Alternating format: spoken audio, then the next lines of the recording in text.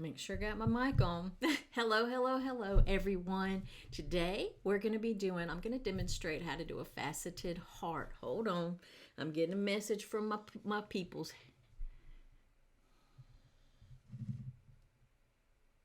Okay. It's giving me information as I'm going. That's right. I can't see, so I got to have my peepers ready. All right. So back to me. If we haven't met yet, I'm Viv with Art with Viv, and today we're going to do a demonstration. Now I am live streaming this on my Facebook private group. That is to give those members a chance to actually ask questions in real time and get answers. Or I might not be able to answer a right one, right at the moment, because sometimes I don't always look at the screen to see, but there will be some answers for you. Gives you a good opportunity. Then I think I'm probably going to upload this one to YouTube. So hello to all of my replay people that see it on the replay, because I know 1:30 in the afternoon is not good for everybody, but it works for me. So hopefully more people it'll work for in the future.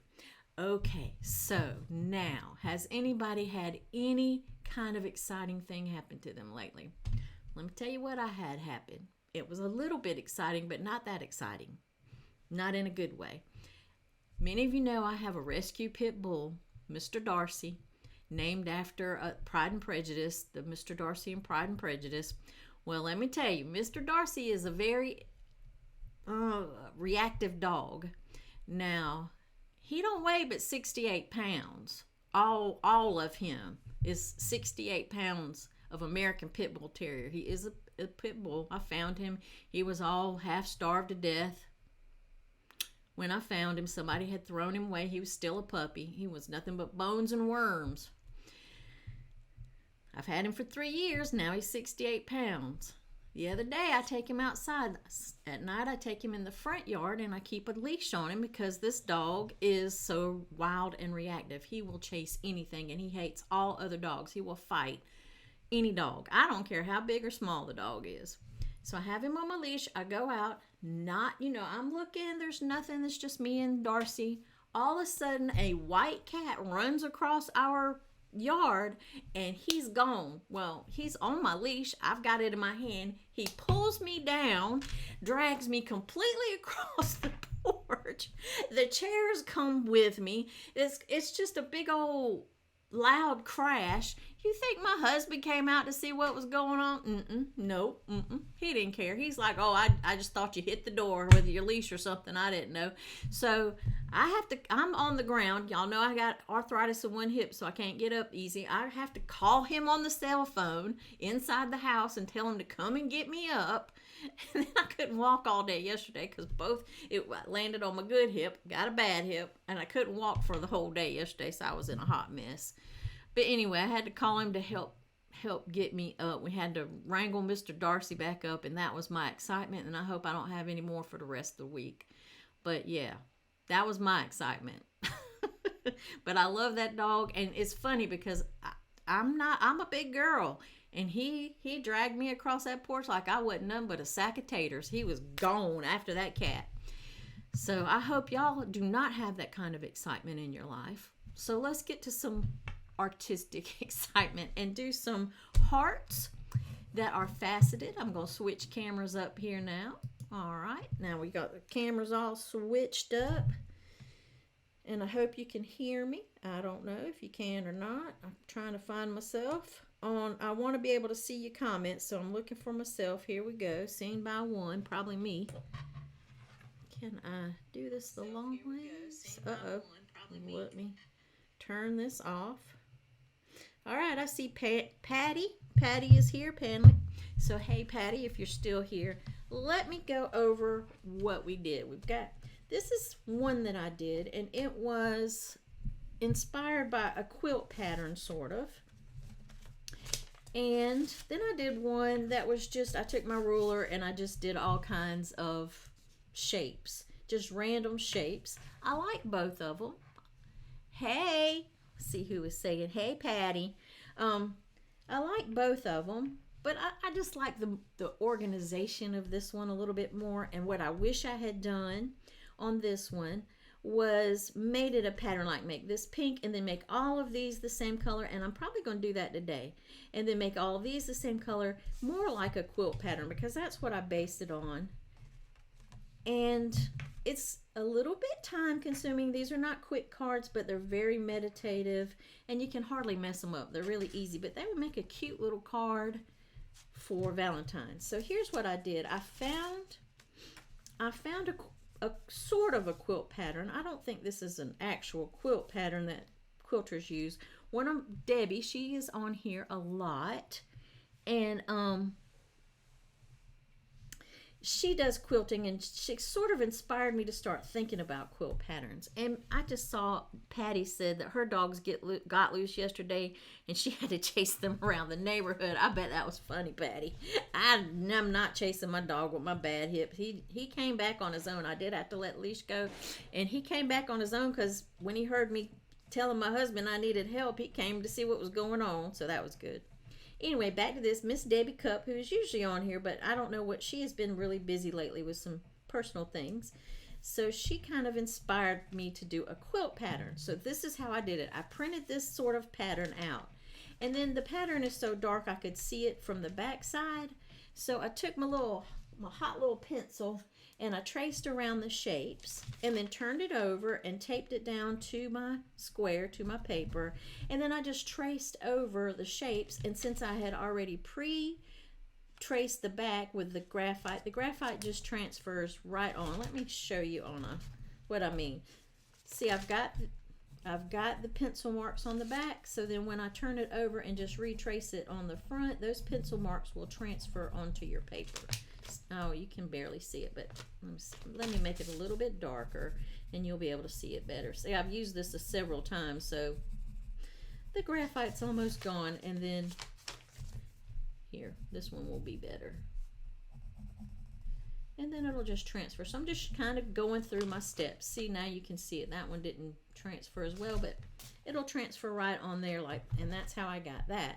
Then once I did that, I just sort of came out here because it only was in the middle and I needed some more pattern. So I just took the little triangle diamonds, I guess these are diamonds, and then I just drew some more in all the way around. That's all I did there. So then I took my little heart, and you know I like to fold my paper and cut my heart out. I'm not going to do all of it, but you know how to fold your paper in half to cut a heart. Then I just sort of placed my heart in the center and traced around it. So that's the prep for it. So once I got all that done, then I decided that inside of the heart I was going to do shades of pink and red and orange, and outside bluish greens, different blues. So that was my plan. So now let's get started. I'm not going to finish this whole thing because it'll take a little while, but I am going to get you started. And I showed you how to get started. So, hey Elizabeth, I see you. So I think I'm going to start with a star in the center, and I am going in with I'm going to get some of this permanent rose. I got it on my palette, and I am using a detail brush.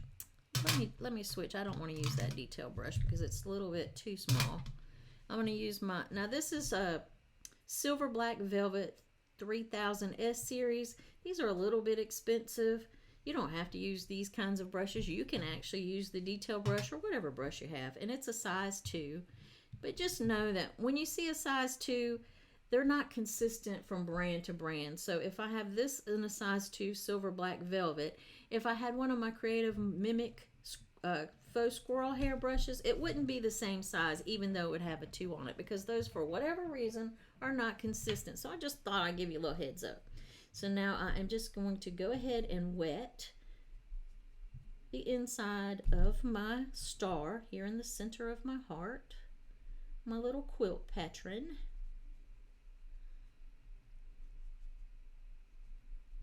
And I don't know if you can tell, but I had a little bit of too much pink on my brush. Then I'm just going to pick my pink up and just go around the edges. Just go around the edges of that shape and let the water do its thing. You know, water is the boss of watercolor. Wherever water goes, the paint has to go with it. because water's the boss. And you can add a little bit more if you want, like make it darker in some areas to give it a little bit of dimension. And you see, I'm not trying to paint in the center. I'm leaving the center kind of open. And let me show you the difference on these two that I've done. Now these, I've left the center open, so there's a lot of white space in there. There's a lot of brightness. And that's what I'm going to show you here. Now on this one, I didn't do that. I basically just painted the shapes in, and I didn't leave the centers lighter. You know, some of them I did, but for the most part I didn't. So that is the difference between the techniques. This is just painted solid. You know, I just wet it and then just painted in there pretty much solid. There are some lighter areas, but not as exaggerated as here. So if you want it as exaggerated as this, make sure you just don't paint it all in the whole entire shape. Paint around the edges, and then you can take the brush and sort of, you know, kind of work it around in there. Or you can do it like this and paint it solid, up to you. I just wanted to show you the difference in the technique. One, I wet it first and just paint around the edges. The other one, I pretty much paint the whole shape. And I'm going to clean these edges up just a little bit because I'm seeing, oh, the other thing I wanted to point out, I'm just going to clean this edge up some because they're a little catty-wonka. And that is a professional, that's a professional watercolor term, catty-wonka. If you haven't heard it, now you have. So it's a little bit catty-wonka on the edges, so I'm just going to clean those up. And then I'm just taking a little bit of water, blend it out, so it won't be a hard line there. There we go. So that looks a little better to my eye. The other thing I wanted to point out is this is actually Arches. It's actually a scrap piece of Arches 140-pound cold pressed paper. This is just a sketchbook. It is watercolor paper, but it's not cold pressed. It's more closer to a hot press. So these are going to look, this one's going to look a little different. Your paper does affect how your painting ends up looking. The better the paper, the better the painting usually. I mean, within reason, put it that way. And this is the same. It is a 140-pound cold press Arches, or Arches, however you want to pronounce it. I don't care, but it's how I pronounce it. So, all right. Now the next thing I want to do is I want to paint some of the other shapes around. But you know what? I think, see how this is, these are really large shapes. I think I'm going to break that up some. So what I'm going to do is I'm going to just draw here, and you can do that if you want. I'm just going to draw some little diamonds in here just to break those big shapes up, because I'm not crazy about that. They look like, I don't know, cat's ears or something. So just to break that up, I'm just, there we go. But now, back to business. I'm going to go to an area where where it doesn't touch the wet area, because I don't want those to bleed, and I'm going to mix up a different color. I think I'm going to come with this sort of purpley, this sort of mauve-y color, sort of purpley red. And you know what I think I'm going to do is I'm going to paint each one of these the same color. So I'm going to wet it first, and yes, there is a little bit of color in my brush. It doesn't matter, because it's the same color I'm going to paint in there, and I'm just going to drop that in. That is so satisfying. So satisfying just to drop that in. And if you want to leave that open a little bit more, just, you can lift it. What you do is you just dry your brush off on your towel or your sponge, whatever you have, and just lift up that excess paint if you want to have that really light. And I think I'm just going to keep painting all of these. Now this is a different technique. You can paint directly on to dry paper instead of, you remember I wet that one first. You can do that and just outline it, and then just take some clean water and just blend that out. So you can do it two ways, and you get sort of a similar effect. Although I think this one gives you more of a spontaneity, but it's going to dry similar. I'm going to add a little bit of color there. So you can, that's two ways you can do it. You can wet it first like so. Just wet the area, And then you can come back in and just go around the edges with it and let that water just, there's something so satisfying about watching that paint just skate across that water like that. It just does something for me.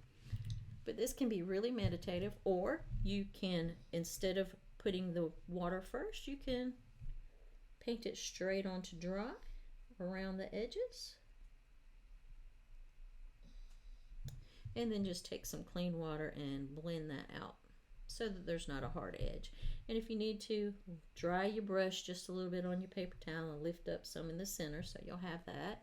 And then if it's not dark enough on the edges, just hit those edges with a little bit of paint just to darken it up.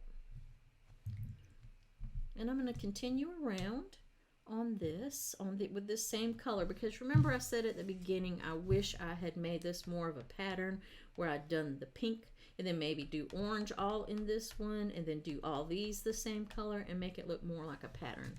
So I'm going to try that here, and that's all watercolor is. That's art. You just want to experiment. So I tried it one way, so now we're going to try it a different way.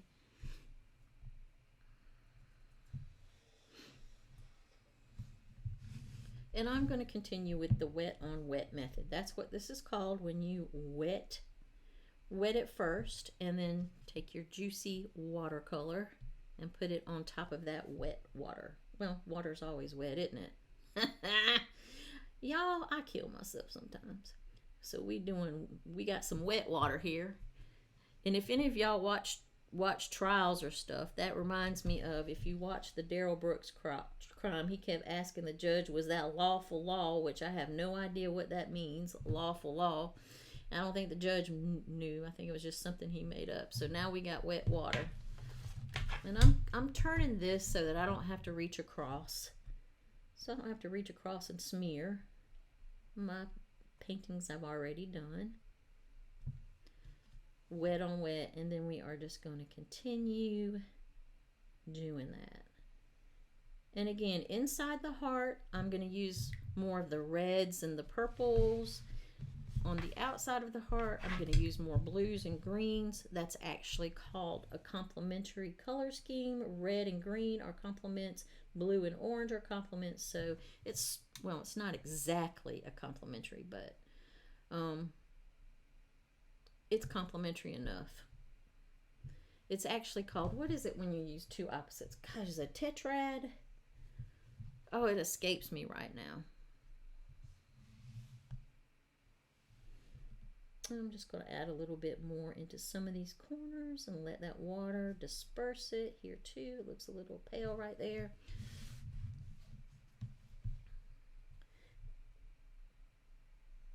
And this right here, I'm going to do this. See this? I don't know if you can see this tiny little area, but that is actually outside of the heart. So we are going to paint that a blue.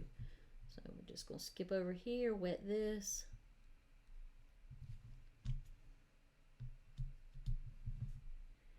And just add that water, that paint on that wet water, and let the paint and the water do its thing. And just continue around. So this is not a hard project. I think the hardest thing is doing the tracing and getting your pattern on first, because the actual watercolor is all just one technique, and it's pretty repetitive, it's pretty meditative. It's not a quick project because you're going to have to paint all these, although you can make it quicker if you use your blow dryer, and I don't have my blow dryer hooked up on this table, so can't use it.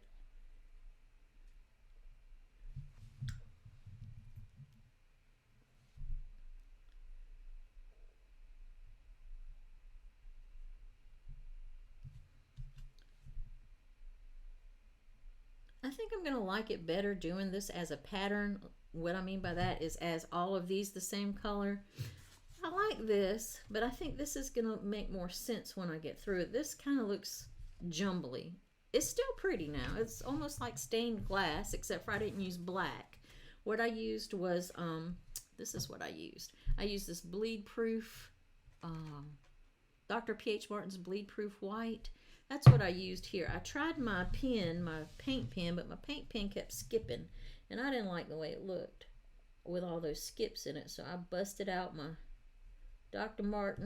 P.H. Martin's, and did that. So I'm going to let this dry, these little areas that I've done. We're going to work a little bit on the outside of the heart. So let me get this one in.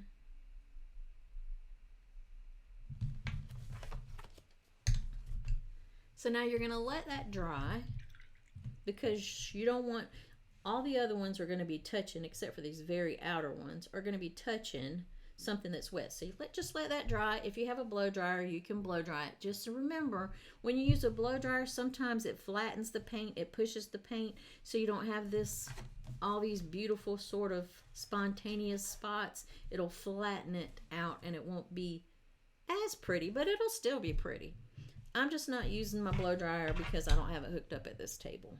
So now I'm going to work on some of the outside edges, and I'm going to use some of my aqua blue. We're doing the same exact technique. I told you I'm not going to do this whole thing because it will take hours, but I wanted to show you how to do it, and it's so simple. I mean, anybody can do this project and get a really pretty result. So that's why I thought that y'all would like that. Sometimes we just need, now you know I do really, inside of my Viv's Creative Connection membership, that's an online school I've got, I do much more in-depth tutorials with a lot more complicated subjects, sometimes easy subjects, but usually it's a lot more. Like these, I just try to keep them simple so everybody could be able to do them. If you want to go deeper, you could consider joining my Creative Connection. But some people just want something simple, so that's what we're doing here. There we go. And then, of course, here you want to move around and not do one right beside each other so they don't bleed. Here, let me show you what will happen, what I'm talking about. Say let's just do it on the back here so I can show you what I'm talking about. I've got this one already done. It's all wet. And then say I want to paint something right beside of it, but a different color. We'll go with the green. And you come up, it's still wet, you paint right beside of it. See how it starts to bleed into that other color, and it looks ugly. So that's what I'm trying to avoid. And that's what, you know, by doing every other one, or ones that are not touching, not butting up against each other. So let's go with some ultramarine blue, and let's go with this one. Let me wet this down first. Wet on wet, that's all we're doing. We're just wetting it down. Now mine is really juicy. There is a film of water. If you don't want it this wet, if you want to have a little more control over where your watercolor actually goes, you can sit a minute and let this sink in. And it's very shiny. I don't know if you see how shiny it is.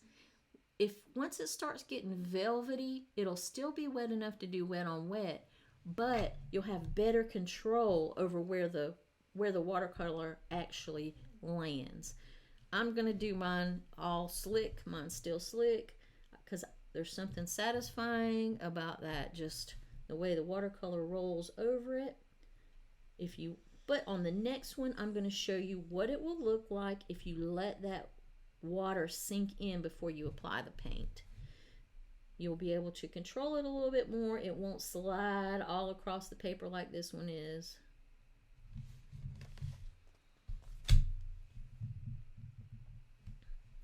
So now on this one right here, I'm not going to put as much water so that it'll sink in. Now this is a watercolor sketchbook, so it's not as absorbent as normal watercolor paper. So I'm going to just lightly put that water in there so it'll have time to soak in quicker. All right, it's still a little shiny. I'm going to let it soak in just a little bit. I'm going to go ahead and use this same color, this ultramarine. All right, the shine is off of it. Now watch. See how it doesn't travel? It's still wet. You're still getting your soft edges, but it's not traveling. You have more control over where the paint actually goes. But you still get the soft effect of wet on wet. So if it's still not soft enough for you, because I'm going to let this dry just a second too long, just get you some clean water, run around those edges, and it immediately softens that up. But you see the difference. When you put it in this one, it just flowed. It just like swoosh. This one, where you let the paper dry just a touch to where it looked velvety, the paint basically stayed exactly where you put it, but it did have some soft edges. So that's the difference between letting it dry just a little bit. And of course, let me show you on this one, if you just put it directly on dry paper, you're going to have hard edges. This paper is dry, and if you don't do anything else, if you don't add any water, you're just going to have some outlines. It's just going to be outlines. So you have the most control when your paper is dry of where your paint goes. You have the least amount of control, but you get more spontaneity with this beautiful, really wet on wet, where there's a sheen across.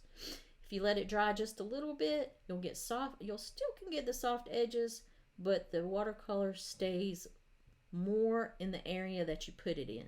Here, if you let it dry, just put it straight onto dry paper, you get hard lines. So now I'm going to have to fix these hard lines because these hot lights have made it almost dry. So what I'm just going to do is take my brush with some clean water and just sort of work on those edges, because I let it dry. It's almost completely dry that fast because the paper was dry. And then I'm just going to take it. You can still see the hard lines, but to cover that up, I'm just going to drop a little bit more of the paint in there. So I hope that kind of shows you about some wet on wet, a little bit of wet on wet action, and how the different levels of wetness of the paper affects how it looks. All right, so, and I'm trying to stay with a pattern just like I did here, although I don't know, these two are going to be dark green. They're going to be this aqua green. That's just, I've already decided that. I don't know why.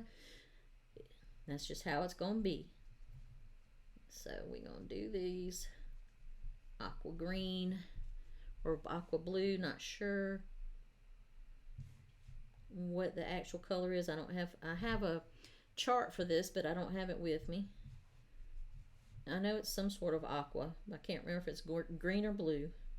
It's one of my favorite colors. I use it a lot. I'm going to pick up right now. You can't see me, I'm off camera, but what I'm doing is I'm dipping my brush directly into the pan of aqua green because I want it to be really concentrated, because I want to go around this edge and really darken this edge up. So my paint is really concentrated on the tip of my brush, and that allows it to be really a lot darker because it's not diluted with the water. All right, so that's basically how you do that. I see Cynthia and Sandra Stockwood. Hey, Sandra, Jenny. I see y'all. If y'all are still watching, I see you. I would put your things up on the screen, but Ecamm Live has changed how it works, so I'm going to have to study how to do that, because I can put it up there, but then I don't know how to get it back off. All right, so that's what you're going to do. These are dry, so I'm going to come in there and paint a little bit more. I think I'm going to take some of this permanent rose. I want to make sort of a coral color, and a little bit of this transparent orange, and that's sort of a corally color, a pinkish orange. And we're going to come in here and do these areas. Oh, my brush wasn't clean, guys. Let me clean my brush off. I'm not going to fret over it, though. I don't ever get my panties in the wad. If we make a mistake, we make a mistake, and we learn from it. You either, you don't fail. You either learn or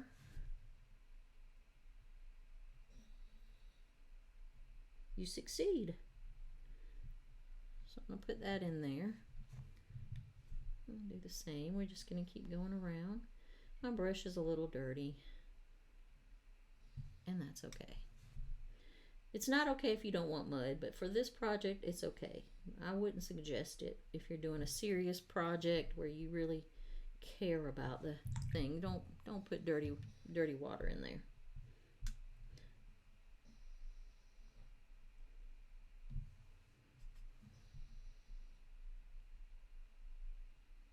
So I think you've pretty much gotten how to do that, and you see it's already starting to look really pretty, or at least I think it does.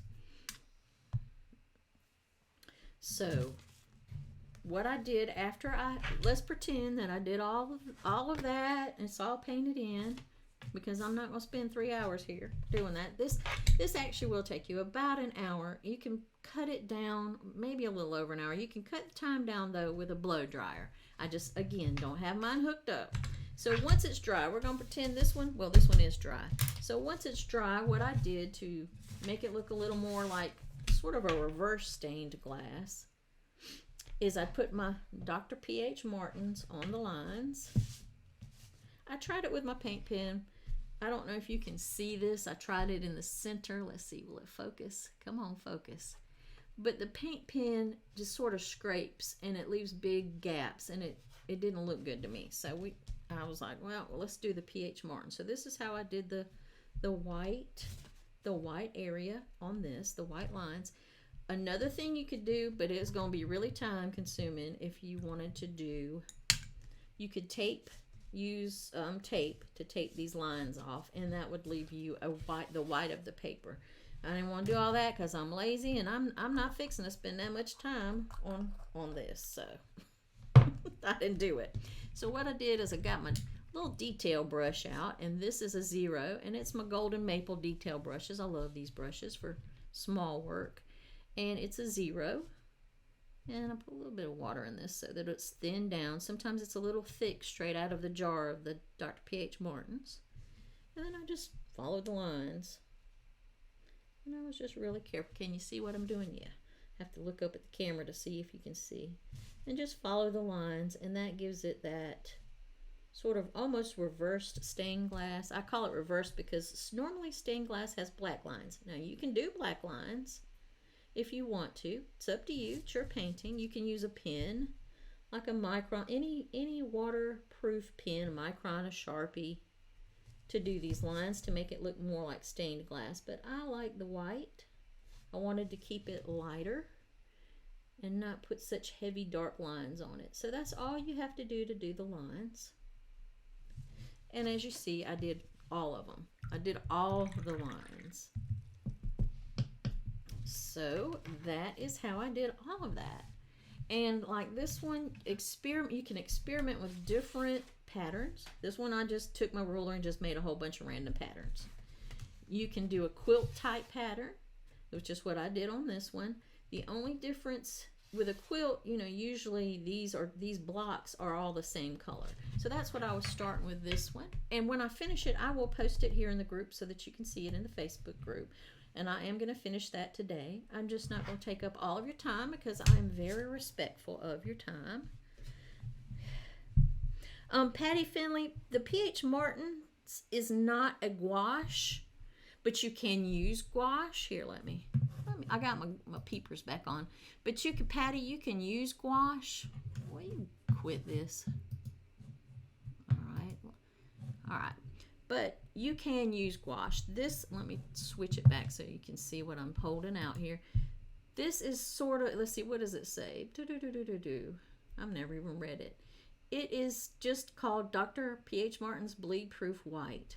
And I like it in the place of gouache, but it does, if it dries, you can reconstitute it or reactivate it. It doesn't really say on there, what is it? Let's see. It doesn't say exactly what it is, but you can use gouache in the place of that. If you have white gouache, you can use a white paint pen. My paint pen, like I showed you, it skips. It's not a good one. I'm going to have to get a better brand. You could probably even use a white jelly pen, anything, that's white and opaque. But yeah, you could use gouache. I don't think Dr. Bleed Proof Martin's is gouache, but I will check that out and find out. It doesn't say on the actual Well, it says it says it covers dye colors, markers, but stir well before using. It is an opaque watercolor is what it says on here. So that would be gouache, I think. So maybe it is a gouache. An opaque watercolor is a gouache, so maybe so. Let's see. You could also use it. Cindy Adams asked. I'm looking at my phone because up here I can't see who's telling me what. Can you use acrylic paint? Yes, you can, darling. Now just be careful sometimes with acrylic paint. Don't use your watercolor brushes to apply the acrylic paint because they're those plastics. I call them plastics, resins, whatever that is that's in acrylic to make it dry like plastic can ruin your good watercolor brushes. So if you do use watercolor paint, use an acrylic brush, a brush that you use only for acrylics so that you don't mess your brushes up. But yes, you can use acrylic paint. The other thing is sometimes some acrylic paints can be shiny when it's dry if you don't like that look. So just maybe try it on a scrap piece and see if it dries shiny before you do it. I don't know. Craft paint, like the you can get the $1.59 or 99-cent little things of craft paint. You can use craft paint on it. You can use whatever you want. We're not real big on rules. I'm just trying to tell you how things work and how they act. But I'm not holding you to no rules. Use whatever you got. Use whatever you're comfortable with. Make it your own. That's my thing. I want you to make it. Look at my hands. I'm a talker. Make it make it your own. That's my thing. So yeah, you can use acrylic paint. That was good. I'm glad that you put that on there. Okay, so let me make sure I've answered all the questions that I have up here. And Patty, I'm glad that you did not get hurt with your dogs getting loose yesterday. I got a little bit hurt. I don't know if you, wait, it's on this hand. You can't really see it, but my knuckles are scraped up from where he drugged me across that porch. That little buzzard's strong to be only whatever pounds he is. All right, so I am going to upload this to my YouTube.